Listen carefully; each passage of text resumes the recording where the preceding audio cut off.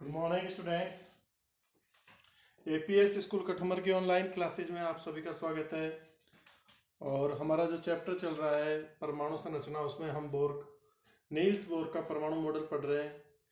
पिछली क्लास में मैंने आपको किसी बोर कक्षा में इलेक्ट्रॉन का वेग किस प्रकार से ज्ञात किया जाता है ये बता दिया था। इलेक्ट्रॉन का वेग ज्ञात करने के लिए हम 2.18 into 10⁸ Z upon n centimetre per second का जो फॉर्मूला है वो ध्यान में रखना है हमें। उससे जो इलेक्ट्रॉन का वेग होता है वो जैसे जैसे परमाणु क्रमांक बढ़ता है तो इलेक्ट्रॉन का वेग बढ़ेगा। जेड का मान बढ़ने पर इलेक्ट्रॉन का वेग बढ़ता है, और अगर आपके कोषों की संख्या बढ़ रही है तो आपके इलेक्ट्रॉन का वेग क्या हो जाएगा, कम हो जाएगा।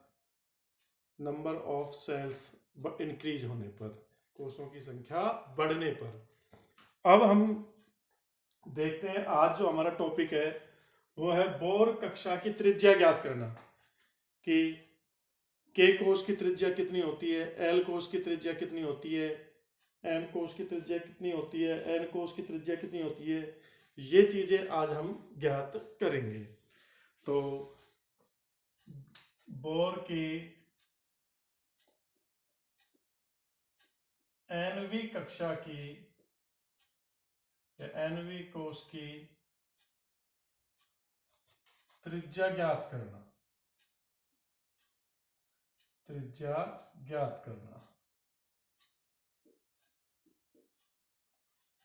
Find out the radius of nth shell. तो देखिए, बोर की द्वितीय अवधारणा से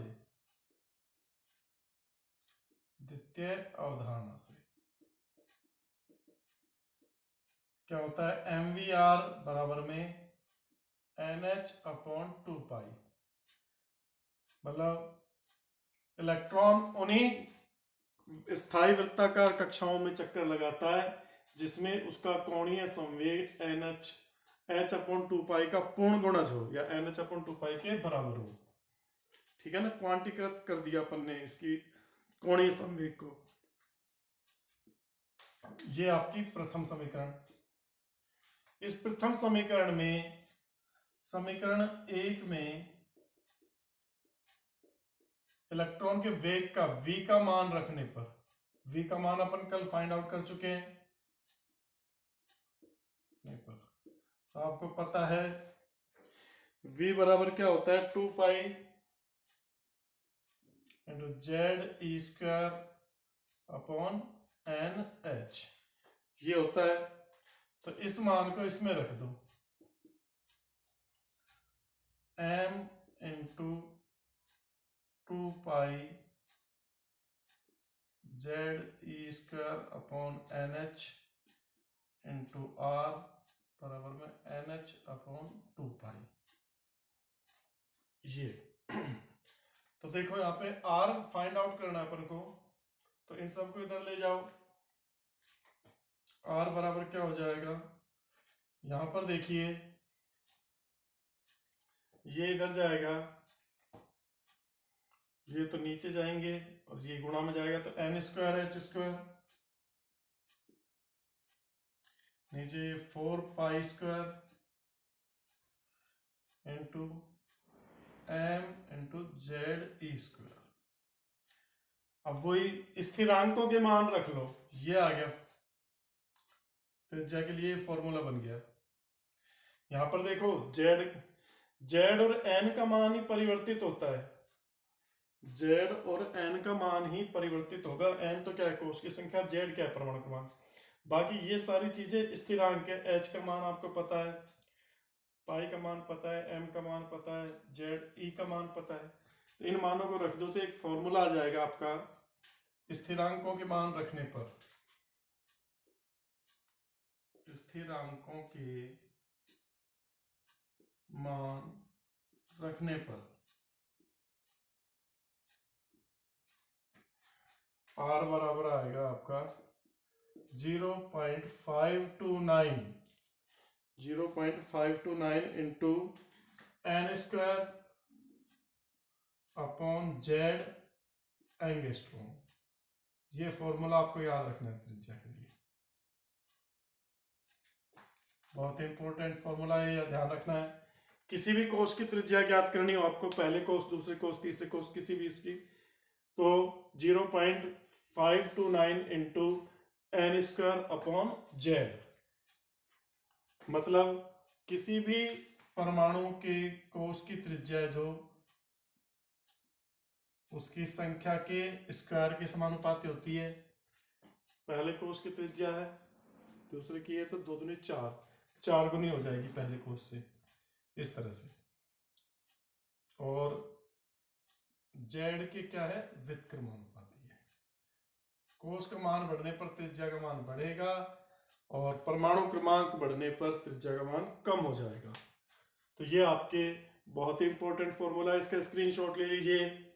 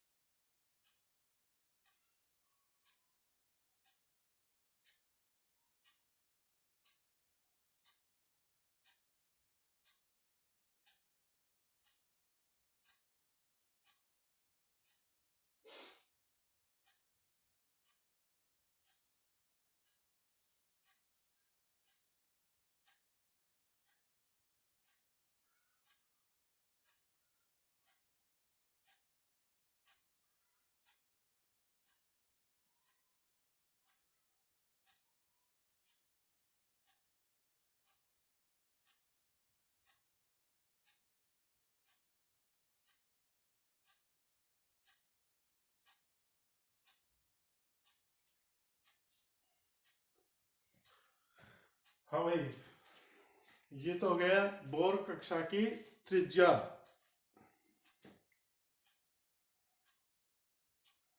अब देखते हैं अपन बोर के कक्षा में इलेक्ट्रॉन की ऊर्जा ज्ञात करना। फिर दोनों के न्यूमेरिकल एक साथ कर लेंगे, पहले डेरिवेशन कर देते हैं।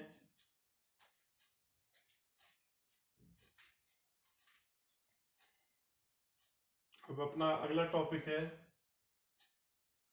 इसको मैं मिटा रहा हूं भाई, इसका स्क्रीनशॉट ले लेना।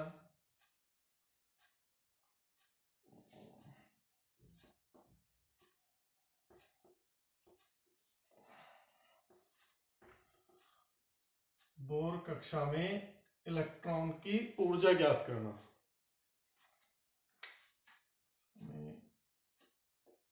इलेक्ट्रॉन की ऊर्जा ज्ञात करना।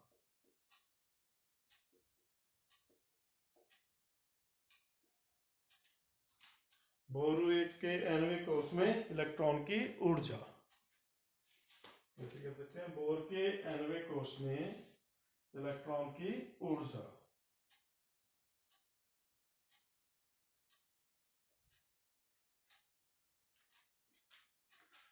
बोर के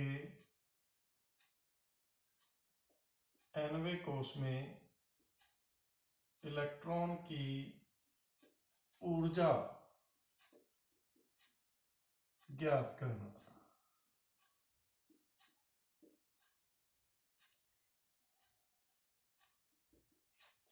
तो इलेक्ट्रॉन की कुल ऊर्जा, गतिशील कण है, गतिशील कण में दो प्रकार की ऊर्जाएं होती हैं, एक गतिज ऊर्जा और एक स्थितिज ऊर्जा। तो इलेक्ट्रॉन की कुल ऊर्जा क्या होगी, गतिज ऊर्जा प्लस स्थितिज ऊर्जा। इलेक्ट्रॉन की कुल ऊर्जा बराबर होता है ई एन, एनवें कोष में इलेक्ट्रॉन की ऊर्जा, कुल ऊर्जा बराबर होता है इस गतिज ऊर्जा प्लस इलेक्ट्रॉन की स्थितिज ऊर्जा।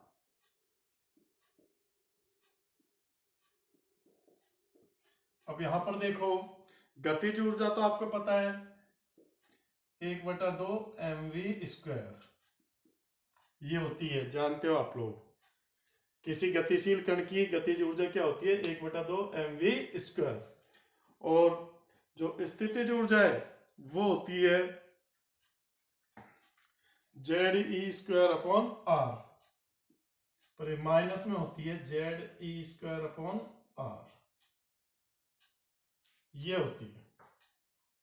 माइनस का साइन क्यों लगाया है, इसको हमेशा याद रखना। देखो फिजिक्स में हो चाहे केमिस्ट्री में हो, आपको ये चीज ध्यान रखनी है। जब बल की प्रकृति आकर्षण की हो, आकर्षण बल की प्रकृति हो, दो वस्तुओं के मध्य आकर्षण बल लग रहा है, तो आगे माइनस का साइन लगाते हैं, उसको माइनस के चिन्ह के द्वारा दिखाते हैं। और अगर प्रतिकर्षण का बल लग रहा है तो वो प्लस के साइन द्वारा। तो हमें पता है नाभिक और इलेक्ट्रॉन के बीच आकर्षण बल लगता है, इस कारण से उस स्थितिज ऊर्जा में परिवर्तन होता है स्थिति में, और इसी कारण से वहां पर क्या आएगा? माइनस का चिन्ह आएगा यहाँ पर। तो आकर्षण बल होने के कारण, आकर्षण बल होने के कारण नेगेटिव चिन्ह प्रयुक्त होता है।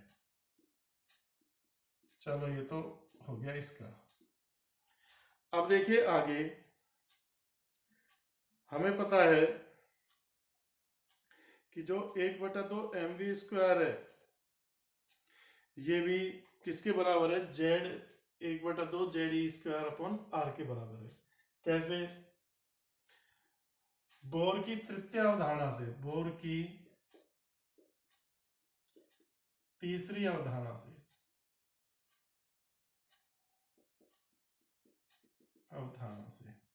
क्या थी? mv²/r बराबर में Ze²/r²। तो एक आर से तो एक आर कट गया, तो mv² का मान क्या आ गया? Ze²/r। mv² बराबर में Ze²/r। तो ये वैल्यू हम यहां पर रख दें mv² की, तो अपन को मिल जाएगा समीकरण ये 2, ये समीकरण 1। समीकरण 2 से mv² का मान 1 में रखने पर ये क्या हो जाएगा? टोटल En, इलेक्ट्रॉन की ऊर्जा बराबर 1/2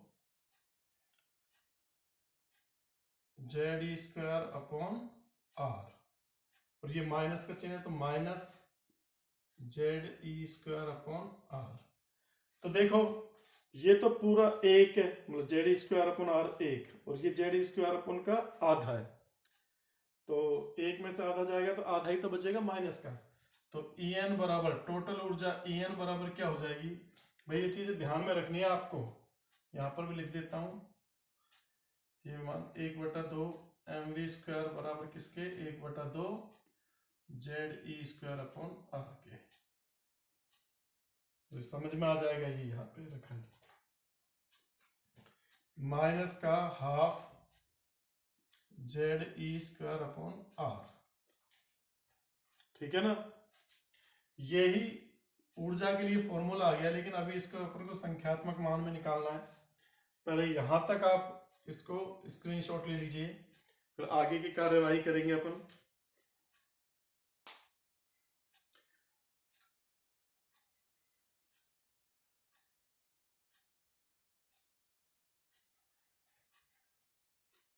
यहां तक आप लिख लीजिए, फिर आगे की कार्यवाही करेंगे। मैं मिटा लूंगा इसको।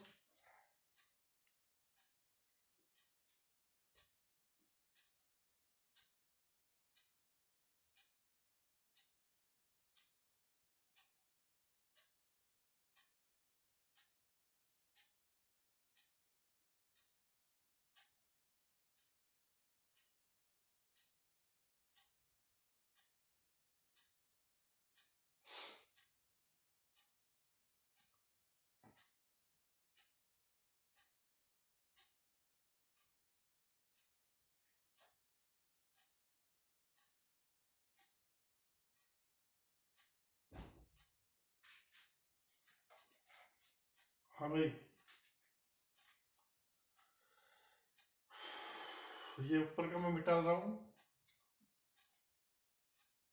अब ये समझ में आ गया होगा। अब आगे देखिए, ये चीज बची है। अब अपन यहां से शुरू करेंगे इसको, है ना। तीसरी समीकरण को लिख रहा हूं मैं, En बराबर -1/2 ZE² R। ये समीकरण 3 थी। तो समीकरण 3 में R का मान रखने पर, R का मान अपन निकाल चुके हैं, रखने पर रखो भाई, En बराबर क्या हो जाएगा, 1/2, माइनस का साइन आएगा, -1/2 ZE²। R का मान आप रखोगे तो n²H², और ऊपर आ जाएगा आपका 4π² 4π² इंटू m इंटू ZE²।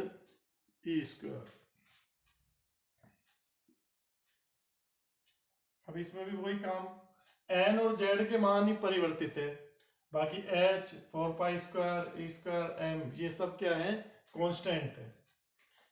तो स्थिरांकों के मान रखने पर, समीकरण 4 में स्थिरांकों के मान रखने पर, के मान रखने पर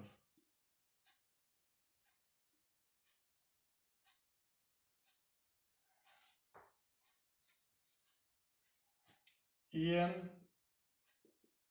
बराबर हो जाएगा माइनस का 2.179 इंटू 10⁻11 -11 इंटू Z/n², Z/n²,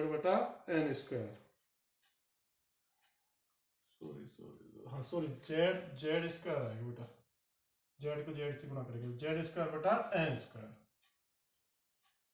ये आया है आपका अर्घ प्रति परमाणु, अर्घ प्रति परमाणु। अर्घ में ऊर्जा का मात्रक अर्घ होता है CGS में।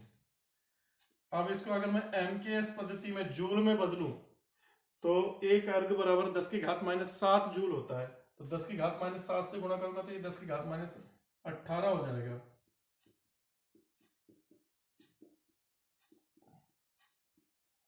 Z²/n² जूल प्रति परमाणु। और अगर इसको मैं इलेक्ट्रॉन वोल्ट में बदलूं तो एक जूल बराबर होता है 1.6 इंटू 10⁻⁻19 इलेक्ट्रॉन वोल्ट। 1.6 इंटू 10⁻⁻19 से गुणा कर दूंगा, और 1.6 इंटू 10⁻⁻19 से गुणा करूंगा, ये आएगा -13.6 इंटू Z²/n² इलेक्ट्रॉन वोल्ट प्रति परमाणु। ये ऊर्जा किसमें, इलेक्ट्रॉन वोल्ट में। ये तीनों ही फॉर्मूले आपके बहुत उपयोगी है, सबसे ज्यादा ये काम में आएगा। पर आपको इलेक्ट्रॉन वोल्ट को जूल में बदलना और जूल को इलेक्ट्रॉन वोल्ट में बदलना आना चाहिए। ये दोनों फॉर्मूले आपके बहुत काम के हैं, अच्छे से इनको देख लीजिए और स्क्रीनशॉट ले लीजिए इसका, फिर आगे इनके क्वेश्चन करेंगे। ये याद रखना है, -13.6 इंटू Z²/n²। कोई कहता है कि बताओ हाइड्रोजन परमाणु के प्रथम कोष में जो इलेक्ट्रॉन है उसकी ऊर्जा क्या होगी। तो हाइड्रोजन के लिए Z का मान भी 1 होता है और n का मान भी 1 है प्रथम कोष के। तो 1/1 करोगे तो -13.6 इलेक्ट्रॉन वोल्ट। तो प्रथम कोष की ऊर्जा क्या हो जाएगी, -13.6 इलेक्ट्रॉन वोल्ट।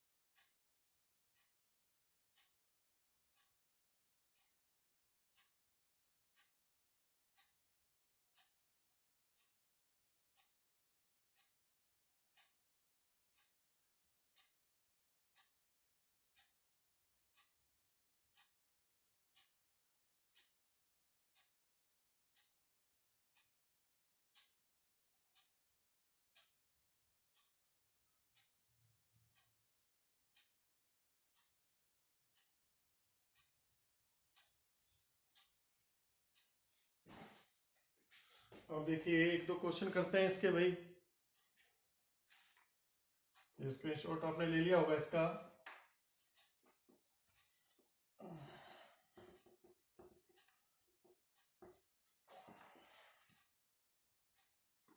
पहले मैं त्रिज्या का करा देता हूं, बाकी अगली क्लास में कराएंगे, इसके क्वेश्चन ज्यादा हो नहीं पाएंगे अभी। हाइड्रोजन परमाणु की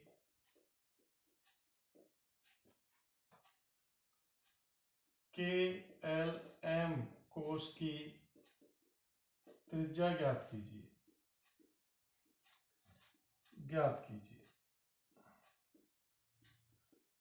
find out the radius of KLMN shell of hydrogen atom. कैसे आप ज्ञात करेंगे? तो आपको फॉर्मूला पता ही है। R बराबर क्या होता है? Rn बराबर 0.529 into n square upon Z. क्या होता है? n square upon Z. अब ये एंगस्ट्रॉम में है, ध्यान रखना, ये मीटर सेंटीमीटर नहीं है, एंगस्ट्रॉम में। मीटर सेंटीमीटर में बदलना आप जानते हो। तो पहले के कोस का मतलब n का मान क्या आ जाएगा? 1। जेड का मान तो सबके लिए 1 रहेगा, 0.529 इंटू 1 का स्क्वायर अपॉन 1, यही आ जाएगा 0.529 एंगस्ट्रॉम। फिर एल कोस मतलब 2,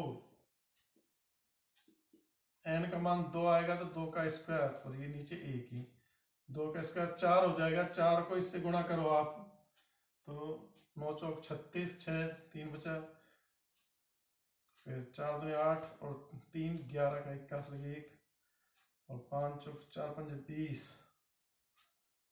20 और 1 21, तो ये हो जाएगा 3 संगे 2.116 एंगस्ट्रॉम। और इसी प्रकार Rm तो 0.529 इंटू तीसरा m का मान 3 का स्क्वायर और 1, 3 तिया 9 होता है, 9 को इससे गुणा करो, 0.529 इंटू 9 और नाम 81, 21 लगी 8, 9 दूनी 18, 8 26, 2 9 5 45 और 2 47, और ये 0.3 4.761 एंगस्ट्रॉम। ये इनकी त्रिज्याएं आ गई।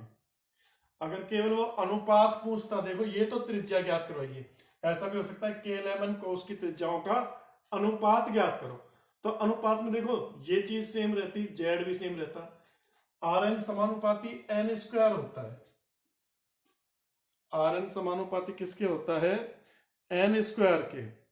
तो इसका मतलब एक का तो वही रहेगा, एक R1 अनुपात R2 अनुपात R3, तो इसके लिए तो 1 का स्क्वायर 1 ही रहेगा, यहाँ 2 का स्क्वायर 4, यहाँ 3 का स्क्वायर 9, 1 अनुपात 4 अनुपात 9, तो ये अनुपात आ गया इनका। अगर वो अनुपात ज्ञात करवाता तो आंसर ये आता 1 अनुपात 4 अनुपात 1। KLM कोश की त्रिज्याओं का अनुपात, त्रिज्या ज्ञात करवाएगी तो सीधा अपने त्रिज्या ज्ञात। ठीक है भाई, ये 2 क्वेश्चन बनते हैं इसमें, और भी क्वेश्चन करेंगे हम वो अगली क्लास में।